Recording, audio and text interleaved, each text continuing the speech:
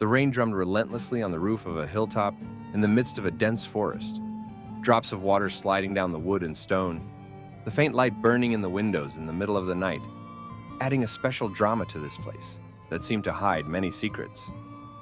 At the entrance of this mysterious house stood two guards, looking silently into the distance, their figures almost blending in with the rain, dressed in soaked straw cloaks.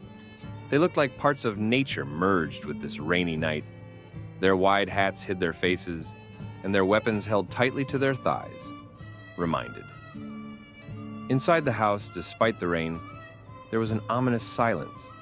Behind a large wooden table sat a man whose face expressed obvious hatred and anger. In the room opposite him sat a man hidden in the shadows and uttered a phrase that seemed to hang in the air.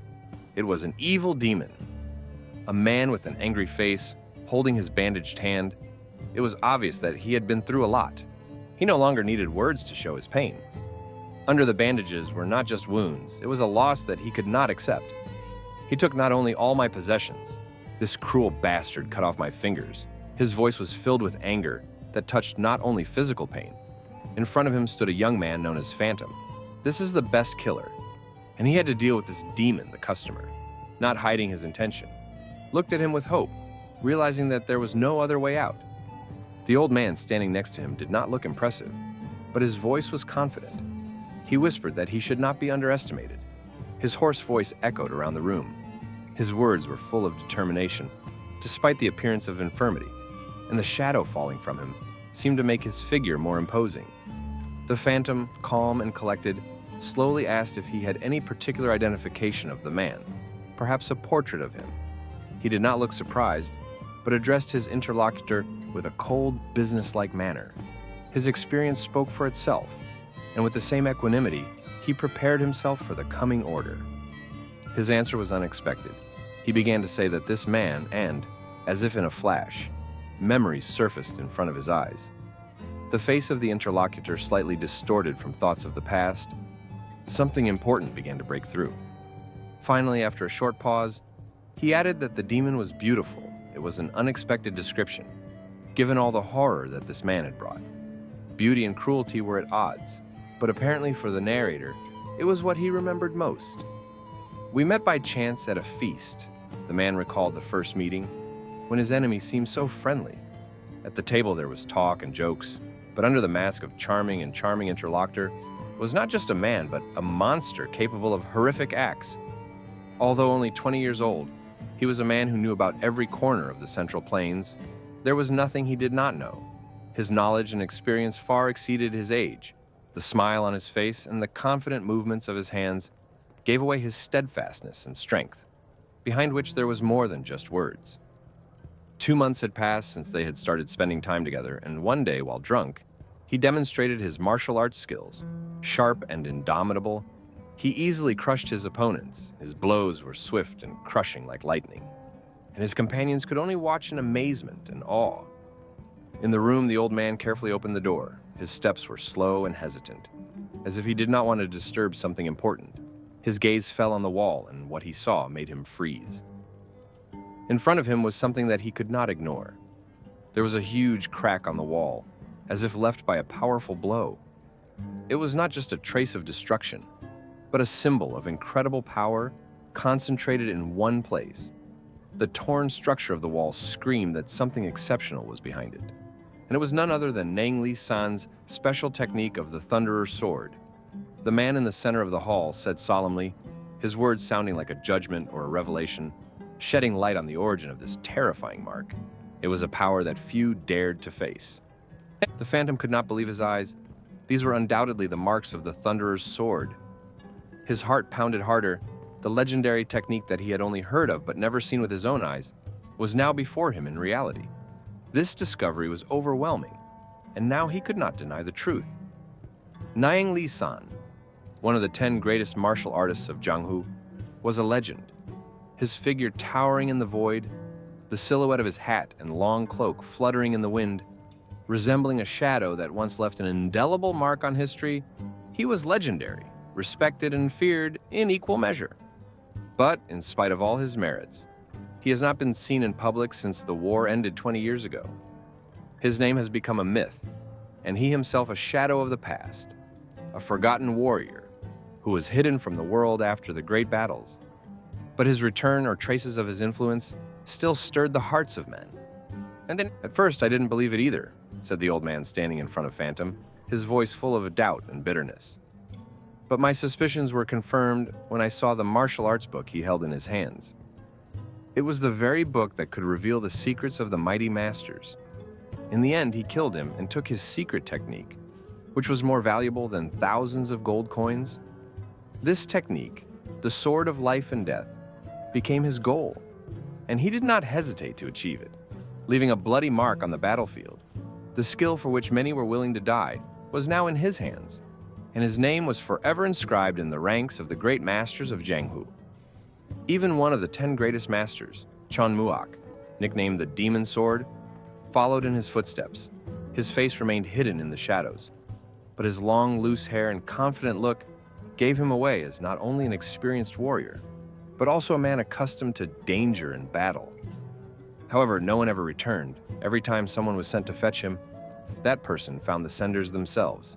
Anger and madness filled the old man's face as he said with a tremor in his voice, He chopped off my fingers and took all my possessions, but he returned every time I made a move against him. He remembered the demon in the dark room with the soft light flooding the entire space, stopping at the door that led to the outside world, his face glowing with satisfaction as he said he felt great. It was the beginning of something more, and the self-confidence of his words sounded almost frightening. A smile played on his lips as he added that there was no reason why he couldn't take it all. His voice sounded absolutely confident and in complete control of the situation, and his every move suggested that he was ready to take over everything around him. The Phantom was confused. He couldn't lie. He was trying to kill him, he thought, trying to make sense of what he had heard. But how could a 20-year-old boy defeat Jung Muak, the demon sword master? He couldn't make sense of it. But the truth was inevitable. The old man, clutching his bandaged hand, continued to tell his story. He wanted to justify his actions to take all my possessions. His voice trembled with hatred, and at this moment he seemed defenseless and broken. Unable to bear his pain any longer, he looked up and with despair in his voice, turned to his interlocutor. Kill this scoundrel!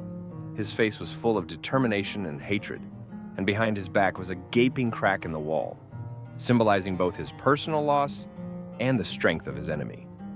The name that resounded in his mind like a curse, Jok Ligong, was the name of the demon, the man who had caused so much destruction, written in bloody letters, like a mark from which there was no escape. Phantom went in search of him. On a deserted street of the city, under the evening light, there was only one person in silence. It was a servant sweeping the streets, and there was an unsettling silence around. The sun was slipping towards sunset, leaving long shadows that hid much from view. This is the room where young Master Jok stayed, the master of the house said with a smile. Pointing to one of the doors, Phantom nodded silently, followed him. His gaze was serious and tense, because in this room could hide important traces of his search. One of the servants was talking about how kind and caring Master Jok was when he stayed with them. He treated even the lowest servants with respect, which made everyone sympathize with him. The servant added with admiration that he was a really warm person, but his interlocutor, hearing this, doubted whether it was about him, because he was cruel. Hedera, remembering Jok, did not conceal her admiration. She recalled how he was frugal with money, but a true romantic, well-versed in love affairs. In her eyes, he was elegant and charming, and his gentle lullaby still resounded in her ears. But not everyone admired Jok. One of the dark figures told how he had heard that Jok had chopped off the fingers of someone just a few months ago. Legends of his cruelty spread quickly, making many fear him. Another man in the tavern whispered that Jok had lost all his savings in the gambling house, betting on future wealth. His words were full of sarcasm, because everyone who heard this story realized that such risks are foolish, but it seemed that Jok himself was full of confidence that everything was done with intent. The last information that was learnt was about Jok's participation in the famous Murim tournament, where, among the best fighters, he showed his abilities, and his participation caused a storm of interest among those who knew about his past. This tournament was an important milestone in his history. Phantom, having gathered all the rumors and stories, could not hide his irritation. That slippery bastard, he thought, clenching his fists. Questions about who Jock really was and how he was able to achieve such influence only increased his resentment. Suddenly, Phantom's gaze stopped on the sky, where the clouds were slowly floating in the sunset light. A question flashed in his mind. He said something before leaving. The answer to this question could shed light on the future actions of his opponent. The Phantom's interlocutor smiled as he recalled Jock's last words. He said that he was now ready to start a new life and wanted to find a smart woman who could take good care of him. These words sounded unexpected in light of everything that had been said about him, and only added to the mystery of his image. The master respectfully showed Phantom the room where Master Joe used to live. This place held many secrets, and every corner of the room seemed to have a story to tell. "You can look around in peace," the master said, giving Phantom time to take in the atmosphere of the place. Phantom slowly approached the door and gently touched it with his hand. The wooden surface seemed to hold echoes of who had lived here. The soft creak of the door made it clear that there had been no intruders here for a long time, and Phantom opened it cautiously, ready to reveal all the secrets hidden behind it. Phantom, entering the room, carefully opens the door. In front of him appears a spacious room with numerous shelves filled with scrolls and books. This place seems ancient and mysterious, imbued with the spirit of the past. The room is in semi-darkness, but the sun's rays shining through the windows illuminate several tables and chairs. A map hangs on one of the walls. The interior looks neat and orderly, but at the same time leaves a sense of incomprehension. He scrutinizes the room, but nothing in particular catches his eye. Everything seems ordinary, as on his previous visits, but something inside tells him to be wary. A man walks up to one of the walls where a map is hanging, and on the map there is a red line with the word "Conquer Hubei" written on it, which makes him wary and wonder what it could mean. His attention lingers on the map labeled "Conquer Hubei." He looks at the map and begins to speculate about hidden agendas. The red line on the map looks like an ominous portent of things to come. He remembers that there will be 2 major Murim tournaments in Hubei this year, and these thoughts begin to connect with the inscription on the map. Phantom's face lights up with realization, as if he has put all the pieces of the puzzle together. Laughter and bewilderment grows inside him. But why only Hubei? Why not conquer the whole world? This makes him smile sarcastically, but suspicion begins to brew inside.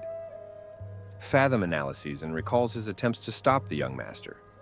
He advised him to proceed slowly, gradually, one step at a time, but it seems his words were not heeded.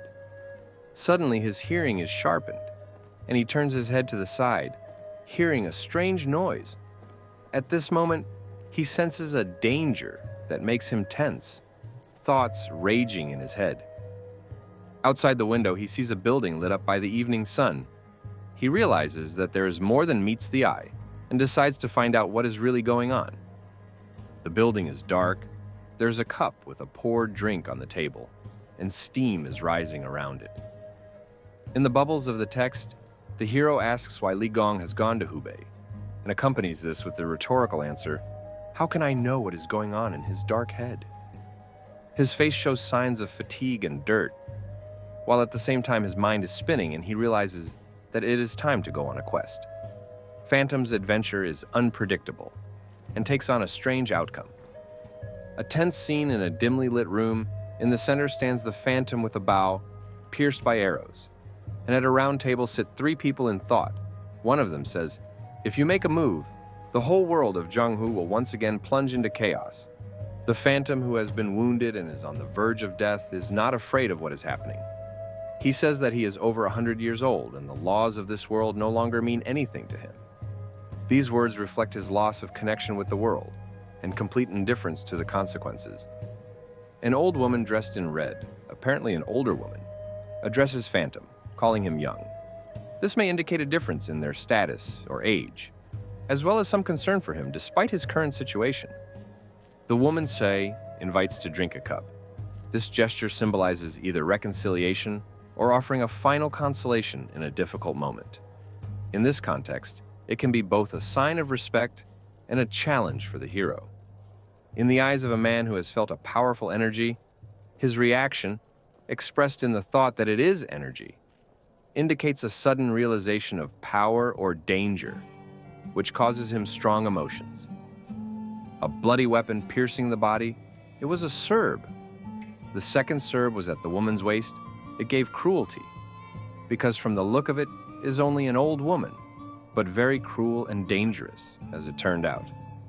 Title: Supreme Demoness, a dark silhouette of a woman with a sword and an intimidating look. This figure clearly dominates the surrounding space, radiating power and fear. Her aura emphasizes the supernatural nature and high position in the hierarchy. A sinister old lady with demonic red eyes and a cup in her hands. She smiles maliciously, and her demonic aura becomes visible. This is not just a cute old lady. Double demonic sword, Yang Yeonshin. And here's a sword hilt with a symbol burnt into the scabbard. The character's inner voice suggests that this symbol means something. Perhaps it is a sign of the sword owner's affiliation or skill. An old warrior with long gray hair who reflects on the past of a great sword master who is hiding from the world. He is sure that before him stands the same master who was known as Thunder Sword, Neng Lisang. Cheon Muak, also known as the Demon Sword, appears, his gaze showing that his presence instills fear in those around him, and his demonic chi heightens the sense of threat. He is enveloped by the memory of the legendary mastery of the Thunder Sword, Neng Lisang. It was a unique fighting style that caught the attention of even a warrior as strong as the Demon Sword, Cheon Muak, a phantom in the shadows with a bloody wound, with a frozen expression on his face, his body imbued with hatred and cruelty, and his thoughts resounding with the revelation that he is related to a demon named Jok Lee Gong. The Phantom asks why he has not been killed despite his clear intentions. His opponents explain that they promised him not to kill without his permission, causing the hero to question his fate. The old woman explains that instead of killing him, they destroyed his center and damaged one of his tendons, effectively rendering him unable to fight, which stuns the hero. How quickly the demon's predecessors found him. Strange men sit discussing the poison they hide in their teeth. One of those present suggests that behind their cruelty is someone who is willing to kill at even the slightest risk of exposure. The Phantom is in a state of despair. He realizes that he has been deprived of the possibility of a normal life and is offered only one way out: suicide. His laughter sounds on the verge of madness, realizing the agonizing choice. The old woman squinting her eyes, watching the torment of the Phantom. In her gaze read hidden wisdom or perhaps cunning. It seems to be the right hand of the demon, which was looking for our hero. The Phantom realizes that he is in a hopeless situation. Dark thoughts fill his mind, but a mysterious smile appears on his lips, as if he has accepted the inevitable or found a secret plan that only he knows about. His inner contradictions and the play of emotions are reflected on his face. The hero's gaze is filled with fatigue and blood, and his confession is unexpectedly frank. His envy of Li Gong is not just an emotion, but a realization of how great his power and influence is. So much so that even someone who is on the brink of death cannot help but recognize his superiority. These words give rise to a strange feeling of admiration and bitterness at the same time. How fortunate for someone protected by masters like you in a dark room. 3 powerful predecessor masters sit in the shadows, their presence overwhelming, and the very fact that they are protecting Jok Lee Gong makes him almost untouchable. Silence hangs in the air, broken only by the rare movements of the masters. One of them smirks, immersed in his own thoughts, as if anticipating that his opponent is already doomed. The darkness heightens the tension, as if everyone were on the verge of an explosion, and every gesture or word could be the spark for the beginning of something great and destructive. He is someone who does not need our help, strong, independent, and almost impenetrable. Jek Lee Gong inspires respect even from his opponents. His strength and confidence cannot be ignored. His silhouette looms against the dark sky as a symbol of inevitability. He is moving towards his goal, and no obstacle can stop him. No one dares to stand in his way. Demon has a bellicose figure dressed in black, with two tied swords on his back. This image emphasizes the seriousness of his intentions. Every step he takes causes fear in those who watch him. The weapons on his back are not just tools of battle, they are symbols of destruction, and those who oppose him know that he is no joke. Standing on a hill, Jaek Lee Gong gazes into the distance, as if he has a premonition that everything is about to change. The wind ruffles his long clothes, tension swirls around him, as if nature itself senses the coming battle. He already knows that this moment will be decisive, and he is ready to face an unknown but powerful force. A group of people in dark robes, armed to the teeth, with triumphant looks, finally finds the one they have been looking for so long. They are sure that he has the book with secret techniques that can bring them incredible power. They are tense, ready to rush into battle at any moment. Don't relax, one of the warriors warns his comrades. He knows that a serious threat lies ahead. The warriors in red robes are ready to fight, but their leader doesn't let them forget that everyone who has tried to hunt this man before has met his death. This warning sounds like a grim omen that even their group could be the next victim. This little warrior is completely fearless. One of the warriors clutches his sword tightly. His gaze is full of wonder and respect for the enemy, despite all the power that stands behind their group. He realizes that their enemy is incredibly brave and is not going to retreat. This moment marks the beginning of a battle where every step could be the last. One warrior, sword in hand, addresses his opponent with disdain, defying him, thinking he can get away without consequences by disrupting the plans of the Grand Master of the Alliance.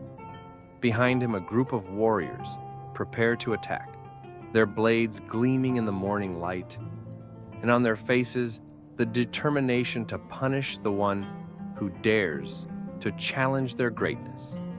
The eyes of one of the warriors are full of rage and determination. With a cry of, "We will kill," he interrupts the phrase, suddenly noticing something that is approaching with incredible speed. Horror is reflected in his eyes when a bright light like a ball of fire rushes straight at him, leaving a trail of destruction. This moment heralds a powerful blow from which there is no escape. A flash of blinding light tears the battlefield apart. A powerful shockwave shakes the ground, tossing opponents into the air as if they were nothing more than leaves in the wind. The force of the blow is so great that even the toughest warriors cannot stand on their feet. Their bodies hit the ground with a crash, and weapons fly apart. This sudden whirlwind of destruction leaves everyone in a state of shock and panic. The leader of the squad, one of the warriors, screams as his commander, struck by the force of the incredible attack, falls to the ground, his face contorted in pain and his eyes wide with surprise. The leader, who a moment ago had led his men forward with unwavering confidence, now lies on the ground, struck down by an enemy that was stronger than they could have imagined. One of the opponents roars to attack the demon, his sword flashing in the air, ready to strike, but his daring attack is foiled instantly. The enemy meets him with force, throwing him backwards with such power that his body flies away like a sheet of paper. The blows come with such speed that the attacker does not even have time to realize what has happened before he loses his balance and falls. The enemy's sword swiftly descends, intending to strike the target, but when the blade almost touches the body, it suddenly stops. At the tips of his fingers, the enemy holds the deadly blade as if it were a child's toy, with incredible ease and confidence. The master shows his complete superiority over the attacker, his calmness only enhancing the contrast with the tension of the moment. Two warriors synchronously leap to the attack, their movements honed by years of training. They are eager to strike a crushing blow, but in the face of their enemy, these movements seem slow and predictable. No matter how hard they try, their blows pass by, and the figure of the enemy remains unshaken. as if anticipating their every move. At this moment, the master stops the attack with a single movement, keeping his sword at his fingertips, his calmness contrasting with the fury of his opponents. The master silently proving that this battle was lost before it began, his superiority evident to everyone on the battlefield. A sword thrust penetrates the enemy, leaving a deep wound. A red light flashes through the victim's body, and blood floods the ground. This fatal blow leaves a bloody trail behind it, showing the power and ruthlessness of the attacker. This moment shows the cruelty of the battle, where every slip could cost a life. The enemies fly in different directions, their bodies falling to the ground with a loud thud. The once organized attack has now turned into a chaotic battle in which no one can say with certainty who will be the next to fall on the battlefield. And then there is a powerful blow, and all the opponents fly in all directions. Jiak Li Gong is standing calmly in the center while the blood of his enemies sprays in the air, showing the destructive power of the attack. A cry can be heard to the side. "Kill him!" Jiak Li Gong gives a determined look. His eyes are full of confidence and equanimity. Emphasizing his indifference to the violence taking place, the light casts shadows on his face, creating an atmosphere of tension. The scene continues to show the brutal battle as people fall, bleeding as a result of the powerful blows. The red blood splashes and bursts of energy add to the dynamic, emphasizing the chaos and brutality of the battle. Jiak Li Gong receives a serious wound. His arm is twisted in pain and energy flashes continue to cut through space. It is a moment of despair and suffering that heightens emotion and danger. On the ground lie the bodies of the defeated enemies. Their swords are dropped nearby. This symbolizes the end of the battle and the ruthlessness of the hero, leaving a trail of destruction and death behind him.